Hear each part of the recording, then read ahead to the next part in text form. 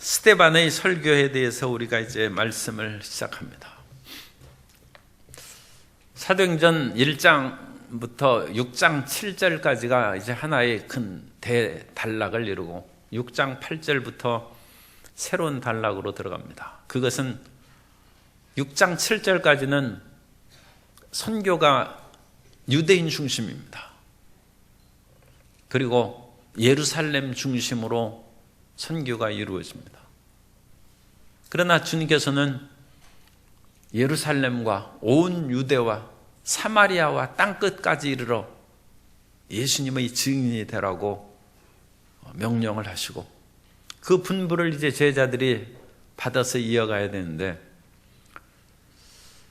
사람으로서는 이 모든 것들을 다 헤아려 가지고 하나님보다 앞서갈 수는 없습니다. 그렇기 때문에 하나님께서 행하시는 것입니다.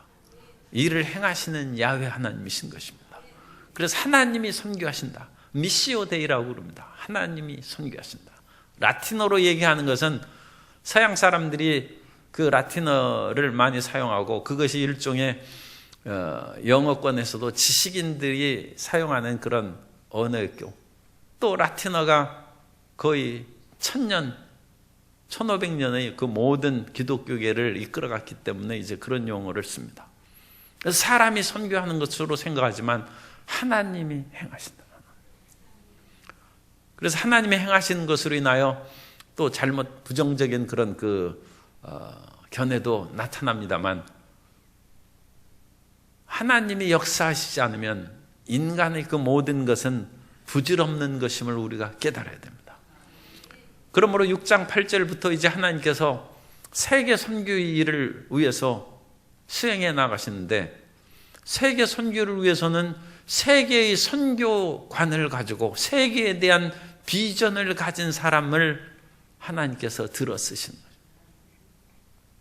그 우물 안의 개구리로 그 안에서 머무르는 사람을 가지고는 하나님께서 그 일을 행하실 수 없습니다. 그러므로 우리는 하나님께 새로운 길로 나아가서 쓰임받기를 원하는 사람마다 새로운 생각으로 새로운 꿈과 비전을 가지고 나아갈 때 주님께 쓰임받게 될 줄로 믿습니다. 그래서 그런 비전과 꿈을 항상 구하고 내게 있는 그런 생각을 벗어버리는 그런 새로운 노력이 필요한 것입니다. 그런데 하나님께서 스데반을 통하여 이 위대한 일을 행하시는데, 이 스데반이 역사하는 그 모습을 이제 8절 9절에서 나타납니다. 스데반이 은혜와 권능이 충만하여 큰 기사와 표적을 민간에 행하니. 스데반에 대한 개인적인 것뿐만 아니라 전체 7 집사님에 대한 이야기로 지금 3번째 나오는 것입니다. 3절에 보면, 형제들아, 6장 3절입니다. 너희 가운데서 성령과 지혜가 충만하여. 성령과 지혜가 충만하다. 이 플레레스라는 단어로 가득 차 있는, 가득 차 있고, 그래서 성령과 지혜가 충만하다. 영성과 지성이 충만하고, 5절에 보면 믿음과 성령이 충만한 사람. 그래서 여기에서는 이제 담대한 믿음과 성령이 충만한 사람 스데반. 그리고 8절에 보면 스데반이 은혜와 권능이 충만하여. 그래서 사람이 어쨌든 쓰임을 받으려면 충만해야 돼. 무엇인가에 몰두하고 마음이 가득해야지. 벌써 가을을 되지도 않는데 마음이 공허하다, 그러면 안 돼. 마음이 가득 차야 돼. 주를 향한 그 마음으로 활활 타오르는, 사람이 사업을 하거나 연애를 하거나 공부를 하거나 몰두를 해서 그것이 충만해야 무엇인가가 되는 것이지, 마음이 비어가지고 빈 깡통이 요란하다는 것처럼 그런 그 상태가 되면 일이 안 되는 것입니다. 그런데 스데반은 충만한 사람. 우리 옆에 분을 축복하겠습니다. 충만한 사람이 됩시다. 은혜로 충만한 사람이 됩시다. 성령으로 충만합시다. 그래서 충만한 사람. 그래서 비어있는 사람은 채워야 돼. 기도로 그 빈 곳을 채워야 되고, 말씀으로 빈 것을 채워야 되고, 우리가 차고 넘쳐야 나누어 줄 것이 있습니다. 그래가지고 항상 비어있는데 어찌 일을 할 수 있겠습니까? 밥도 배불리 먹어야 힘이 생겨서 일을 잘하죠. 충만해야죠. 그래서 스데반이 은혜와 권능이 충만해. 이 세 번째 이렇게 나옵니다. 그래서 이 스데반에게 놀라운 역사가 일어났는데, 이제까지는 사도들을 통하여 표적과 기사가 나타났다고 지금 계속 나타났습니다. 그런데 이제 스데반은 집사입니다. 평신도예요. 그런데 평신도를 통해서 큰 기사와 표적을 민간에 행하니, 그러니까 이 스데반이 병든 자를 일으키고 또 귀신을 쫓아내고 그런 일을 했겠죠. 그런데 그 구체적인 일은 기록을 안 해놨어요. 그러나 스데반을 통하여 큰 기사와, 단순한 일이 아니라 큰 기사와 표적을 그렇게 민간에 행했다. 여기에서 이제 초대교회의 큰 권능은 사도들의 그런 복음을 증거하고, 사도들이 행한 메시지는 뭐라고 했죠? 예수님이 죽으시고 부활하시고 승천하시고 성령을 보내셨다. 그것이 지금 사도행전에 나오는 사도들의 핵심적인 메시지입니다. 그 핵심적인 메시지, 그러니까 예수님께서 하나님의 아들이요 메시아라는 것을 사도들이 증거하고, 그러면 사도들이 얘기하는 것이 과연 사실인 것을 어떻게 믿을 수 있느냐? 사도들이 말씀대로 예수 이름으로 귀신아 나가라니까 귀신이 나가고, 걷지 못한 사람이 뛰면서 걸으면서 하나님을 찬양했다. 그러면 그 나타난 표적을 보니까 그들의 말이 틀림없다. 그래서 중요한 건 뭐예요? 표적이 문제가 아니라, 병자가 치료받는 것은 개인적으로는 그 사람에게는 최고입니다만, 사실 또 그것도 최고는 아니에요. 그 사람이 육신의 병만 낫지 말아야 되고 예수님을 믿어야 되는 것입니다. 왜냐하면 아무리 건강하게 살아도 인생 살면 끝나죠. 흙으로 돌아갔는데 그렇게 비참하게 마치면 안 되죠. 자기 치료하신 표적을 통하여 예수님을 믿게 해야 돼. 그러므로 사도들이 표적을 행한 것은 예수님을 믿게 하는 것이다. 그러므로 그 사실을 이제 사람들이 믿고 성경을 기록했으면 이제 더 이상은 기적과 표적이 없다. 그것이 이제 은사중주론입니다. 그러나 성경은 지금 다르게 말씀합니다. 사도들이 아니라 스데반에게서도 큰 기사와 표적이 나타났다. 그러므로 하나님께서는 사도들뿐만 아니라 일반 평신도들을 통해서도 표적과 기사를 행하시기를 원하시고, 사도들의 시대뿐만 아니라 이제 스데반의 시대로 지금 바뀌어가는 것이죠. 어제나 오늘이나 영원토록 동일하도록 주님께서는 항상 치료하시고 기사와 이적을 베풀어 주신다는 것. 그러므로 오늘날까지도 우리는 믿는 자들에게 따르는 표적을 행해서 귀신을 쫓아내고 새 방언을 말하고 뱀을 비비며 무슨 독을 마실지라도 해를 입지 아니하고 병든 사람에게 손을 얹은 즉 낫는 기적을 체험해야 될 줄로 믿습니다. 그래서 이 이어지는 것이 여기 나타납니다. 그리고 이 이어지는 것은 지금 놀라운 일을 행하시는 거예요. 왜냐하면 사도들은 12사도니까 한계가 있어요. 그러므로 이 사도들이 말씀을 듣고 스데반이 믿었을 거 아닙니까? 그 믿은 사람을 통하여 대를 이어서 표적을 행하니까 스데반의 말을 통하여 또 들은 사람을 통해서도 예수 그리스도의 위대한 역사가 나타난다는 것입니다. 그래야 이제 예루살렘과 유대와 사마리아와 땅끝까지 퍼져나갈 수 있죠. 그죠? 사도들이 12명밖에 없는데 그 사람이 어떻게 예루살렘에서 온 땅끝까지 다 다닙니까? 결국 사도들을 통하여 제자를 낳고 제자가 또 제자를 낳고 이제 스데반이 그 제자가 된 것이죠. 그래서 이 스데반의 말을 들은 사람을 통해서 또 퍼져나가면 온 지역으로 복음이 퍼져나간다. 그래서 그 단계를 지금 시작하는 것입니다. 그 준비하는 거예요. 그리고 그 중요한 사실을 결론부터 얘기하면 이 스데반을 통하여 누가 믿게 되었다는 거예요? 사울이 믿는 거예요. 왜냐하면 지금 여기에서 7장 2절에 스데반이 이르되 여러분 부영들이여 들으소서 하면서 7장 제일 끝에 찾아보세요. 7장이 60절까지 끝나는데 이것을 이제 하나씩 살펴볼 것인데, 스데반이 설교를 마치고, 스데반의 설교가 얼마나 그 사람들에게 큰 충격을 주었는지 그냥 돌을 들어서 스데반을 죽였어요. 그러니까 그 사람들이 마음의 완악함을 이제 드러낸 것이죠. 그러면서 58절에 보면 성 밖으로 내치고 돌로 칠세 증인들이 옷을 벗어 사울이라 하는 청년의 발 앞에 두니라. 그런데 이 스데반이 죽으면서 그들이 돌로 스데반을 치니 스데반이 주 예수여 내 영혼을 받으시옵소서 하고 무릎 꿇고 자니라. 스데반이 죽었어요. 그 죽음의 현장에 사울이 있는 거예요.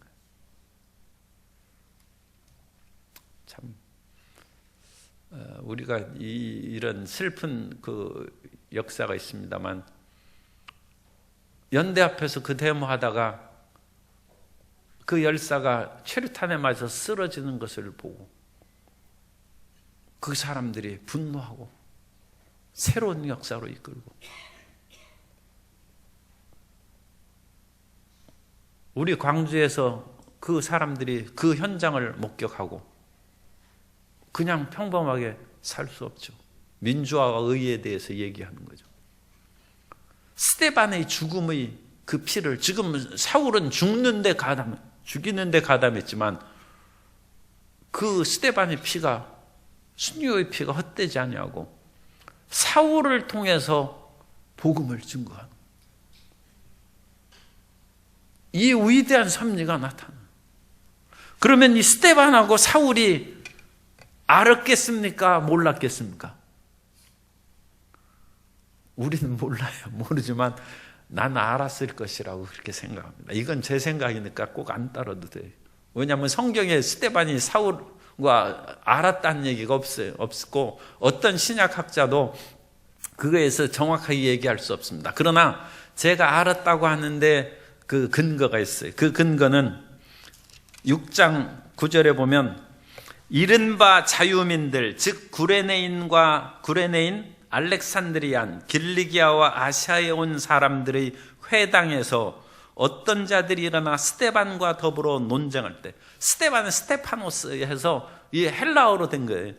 그러니까 스데반도 헬라적인 그런 그 영향을 받은 사람이에요.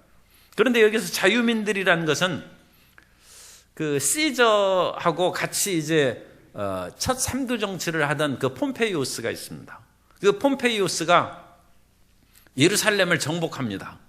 주전 63년에 이제 와가지고 그때 정복하고, 그 당시부터 이제 로마의 지배하에 이제 그 40년에 들어가게 되는데, 어쨌든 그 무렵에 폼페이우스가 이 지역을 정복하면서 수많은 유대인들을 노예로 붙잡아갔어요.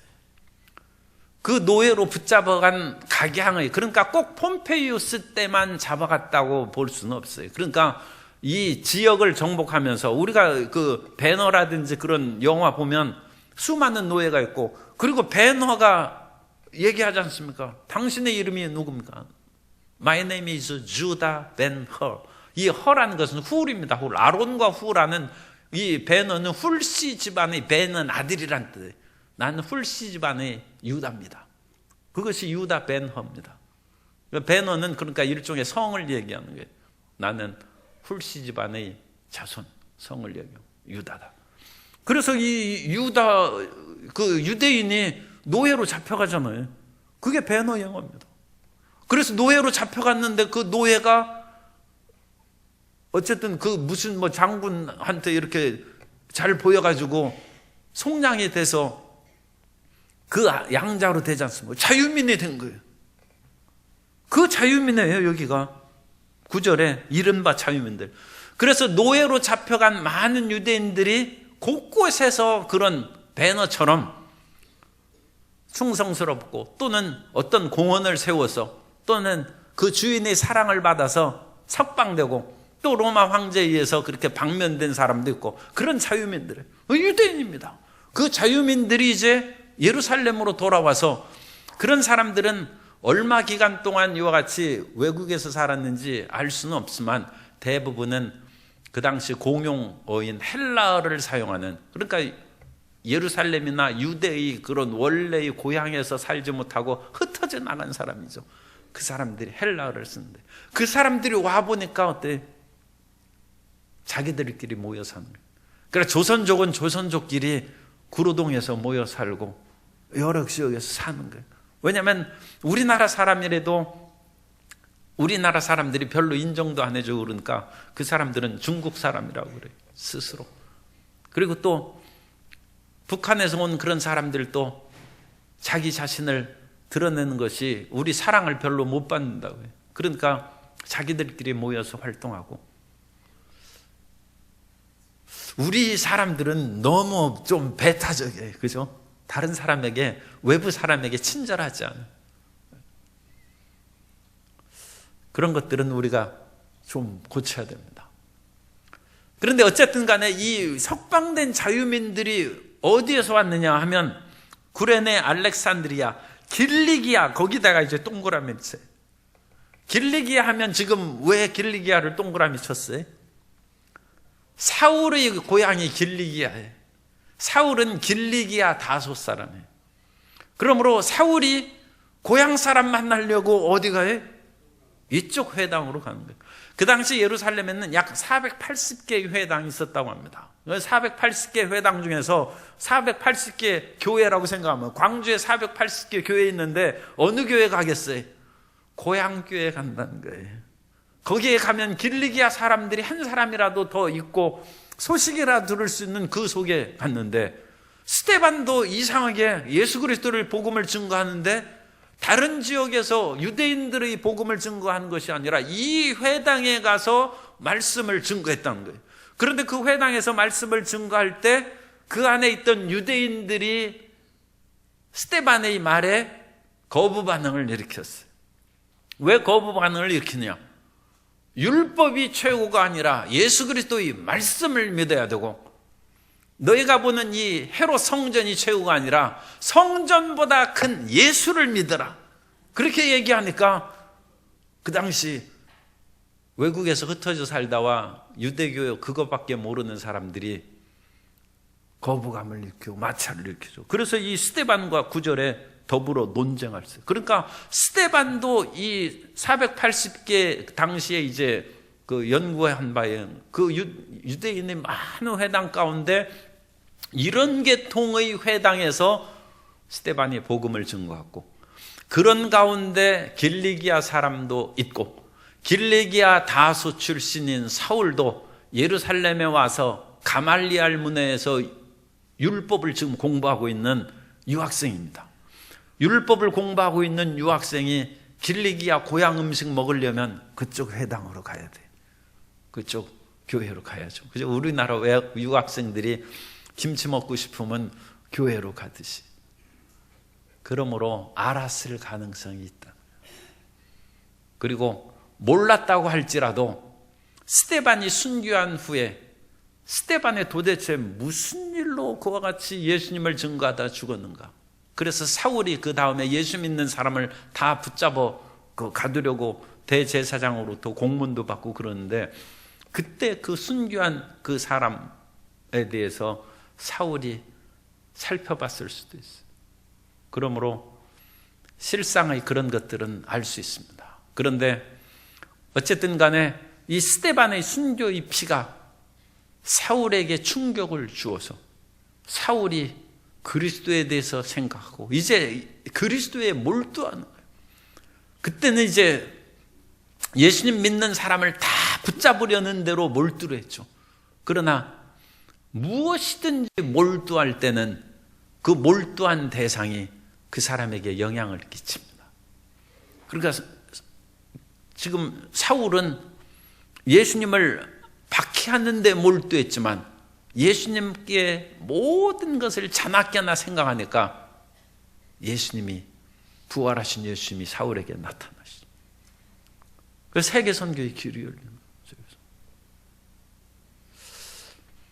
거죠. 지난 상반기에 이제 광주에서 나간 청년들이 이제 900명 정도, 901명인가 그렇게 되고, 전남 지역에서 청년들이 빠져나가는 것이 한 9,800명 됩니다. 그래서 전남 지역에서 지난 상반기에 10,000명이 나갔어요. 10,000명의 청년들이 나갔어요. 그래가지고 이 고구마 캐고 고추 딸 사람이 없어. 그래가지고 하루 종일 그냥 허리 아프게 그것을 따고 그래야 돼. 그런데 이 전남 지역에 다문화 가정으로 이 사는 그 가정이 2만 명이 있어요. 그들이 배우자와 외국인들이죠. 그들의 자녀들에서 2만 명이 살고 있어요. 이 사람들이 일종의 자유민이에요. 디아스포라 유대인 흩어져서 그 사람들이 우리 가운데 살고 있어요. 그래서 청년들 가지 말라고 발목 붙잡아야 그냥 이렇게 뿌리치고 가고 그러는데, 그리고 또 붙잡을 수도 없어요. 내 취직하러 간다는데 그 여기 앉아가지고 매일 집에서 왔다 갔다 하고 그냥 애들 놀이터에 수상하게 그 젊은이가 거기 앉아 있고 그러면 그 또 눈총 받고 그러니까 할 수 없이 이제 떠나 보내는 거예요. 그런데 가는 사람은 뭐 가게 놔둬야죠.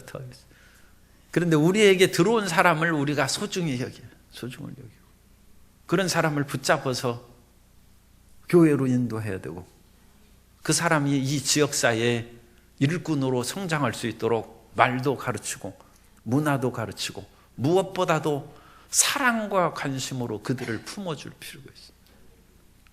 그 사람 속에서 사울이 나온, 사울은 정통 유대인이죠. 정통 유대인이지만 이 사람은 헬라적인 유대인, 길리기아 다소 출신이에요. 예루살렘 출신이 아니에요.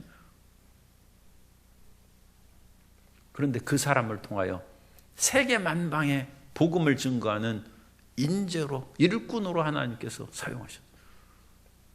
그러므로 우리 가운데 있는 그런 다문화 가정이나 여러 그런 사람들을 통해서 하나님께서 그 사람을 예수님 믿게 하면 그 사람이 자기 고국으로 가서 복음을 증거하면 그게 선교예요. 그 세계 선교예요. 돈 한 푼도 안 들어. 돈은 그러니까 평소에 투자하면 조금 들죠. 그러나 그 사람이 예수에 대한 사랑으로 활활 타오르면 자기가 가서 복음을 증거하고, 그리고 그분을 예수님 믿게 한 것은 우리 여기 안에서 별로 크게 어려울 거 없죠. 다만 그리스도의 사랑과 조금 친절히 그런 것들로 돌봐줬더니 그 예수님을 믿고 자기의 고국에 가서 모국어로, 그죠? 외국에 가서 그 언어 배우는 데만 해도 10년 걸려요. 그런데 그 얼마나 쉽게 복음을 준 거야. 그래서 그런 면으로 우리가 더 관심을 가지고 기도해야 될 줄로 믿습니다. 그런데 이제 스데반이 이 그 회당 사람들하고 경쟁한 것은 11절에 모세와 하나님을 모독하는 말을 들었다. 이 모세는 그 뒤에 아래에 보면 13절에 거짓 증인들을 세우니 이르되 이 사람이 이 거룩한 곳과 율법을 거슬러 말하기를. 그래서 모세는 율법을 말하는 거예요. 모세 율법이라고 그러죠. 모세를 거슬렸다는 것은 모세 개인적으로 뭐 인신공격하는 그것이 아니라 율법을 거슬렸다는 것이고, 하나님을 모독했다는 것은 하나님이 임재하신 성전을 모독했다는 거예요. 그래서 13절에 이 거룩한 곳, 그것은 성전을 말합니다. 그래서 스데반과 거기에 있는 회당 사람들하고 논쟁한 두 가지 사실은 율법과 성전 논쟁입니다. 예수님께서는 이 성전을 헐라, 그러면 사흘 만에 내가 세우리라 한 것은 성전이신 예수님의 몸을 말하는 거예요. 그리고 예수님이 십자가에서 못 박혀 죽으셨다가 사흘 만에 다시 부활할 것을 말씀하신 것이고, 또한 예수 그리스도의 몸이 누굽니까? 따라서 하세요. 우리는 예수님의 몸입니다. 교회가 예수님의 몸입니다. 그리고 우리는 교회의 지체, 교회의 모든 부분을 우리가 교회의 그 싼 벽돌, 그것은 실질적으로 보는 물질인데 영적으로는 우리가 교회의 벽돌이 되어서 교회를 구성하고 있는 것입니다. 그러므로 집에서 그 벽돌이 하나 부서져 내리고 그러면 어떻게 해야 되겠어요? 큰 문제죠.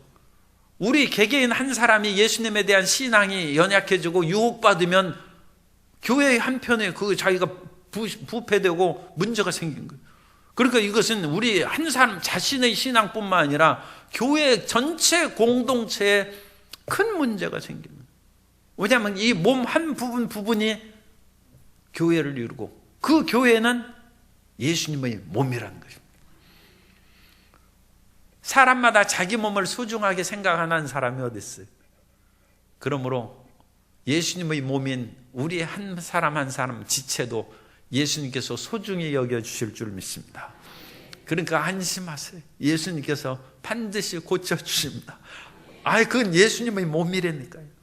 우리 한 사람 한 사람이 예수님의 몸입니다. 그래서 이 성전을 모독한 것은 곧 하나님을 모독한 것인데 예수님께서는 성전이신 자신의 몸을 말씀하신 것이고 더 나아가서 그것은 교회의 그것을 말씀하신.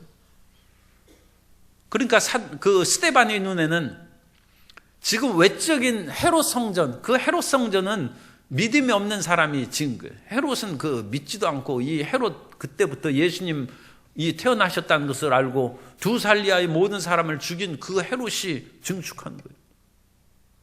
그리고 이 불신앙과 온갖 그런 부도덕한 일을 행하는 그 헤롯 왕조에서 성전을 지었는데 그 성전이 얼마만큼 무슨 하나님의 영광을 드러내겠어요. 그런데도 불구하고 유대인들은 그 외적인 성전에만 그렇게 매여 있는데 하나님께서는 그런 외부적인 어떤 그런 건물에 매이는 것이 아니다. 하나님은 이런 것을 통하여 진실된 예수님을 믿게 하고 하나님의 참 성전은 예수님이고 또 예수님의 몸된 교회를 우리가 구성하려는 섭리로 이끌어가는 거예요. 이 과정이 계시의 점진성이라고 그래요. 그건 좀 어려워. 하나님의 계시가 성경인데 이 성경은 처음부터 끝까지 똑같은 말씀이 아니에요. 하나님의 계시는 시대에 따라서 점차로 더 자세하게 되고 구체적으로 말씀하고 완벽하게 나아가는 점진성이 있습니다. 따라서 하세요. 성경 계시는 점진성이 있습니다. 그러므로 이 과정을 우리가 이해해야 성경을 이해하는 거예요, 바르게. 그런데 유대인들은 그냥 외적인 이 성전 건물에만 매여가지고 이제는 성전 건물에 매여 있을 필요가 없어요. 성전이신 예수님이 오셨는데 예수님을 믿어야죠. 그런데 그것을 스데반이 얘기하니까 그 유대교 이 지역에서 온 사람들이 이해가 안 되는 것이에요. 그러니까 이 사람은 이단을 전한 것보다 해서 고소했어요. 그래서 이 공의의 사내들인의 그것을 고소해서 스데반이 사내들인 법정에 이제 서게 된 것입니다. 또 하나는 율법이죠. 예수님께서 율법을 가르칠 때에도 율법은 하나님의 말씀이 주신 것이니까 율법은 선한 것입니다. 그 선한 율법을 문자적으로 유대인들이 지킴으로써 하나님의 율법을 제대로 지키지 못하고 준용하지 못했어요. 그래서 예수님께서는 너희가 헛되게 사람의 계명으로 가르쳐가지고 주의 진실한 가르침을 올바르게 이해시키지 못한다. 그래서 예수님께서 그 율법에 대한 올바른 깨달음과 가르침을 주셨어요. 그러므로 예수님께서는 율법을 폐하러 온 것이 아니라 율법을 완성시키신 분인 줄 믿습니다. 왜 율법을 완성? 그런데 당장 눈앞에 볼 때는 예수님께서 안식일을 예수님께서 안 지켰어요. 그런데 유대인들은 안식일은 무조건 지켜야 된다고만 생각했어요. 그런데 예수님은 안식일은 사람을 살리기 위해서 하나님께서 주신 것이고, 너희가 안식일에 병든 사람도 고치는 것이 하나님의 뜻인데, 너희는 안식일에 소나 나귀가 우물에 빠진 것은 건지면서 병 고치는 것을 왜 못하게 하느냐? 그거 어리석은 것이 아니냐? 예수님께서 그걸 책망한 것입니다. 그러므로 예수님은 안식일을 그냥 폐하신 것이 아니라 온전케 지키신 것입니다. 스데반이 그렇게 이제 예수님에 대해서 증거하고 가르치니까 그 사람들이 이해 못하죠. 어쨌든 안식일을 어긴 거 아니냐? 앞뒤가 막힌 사람은 얘기 다 해도 그래도 안식일 어긴 것이 아니냐? 꼭 그 말로 다시 처음부터 돌아갑니다. 깨우쳐서 자기 자신을 바꾸려고 하지 않아요. 아무리 설명해도 그래도 안식일을 어긴 것은 어긴 거 아니냐? 그리고 예수님이 성전을 허물라고 말씀하신 것은 사실 아니냐?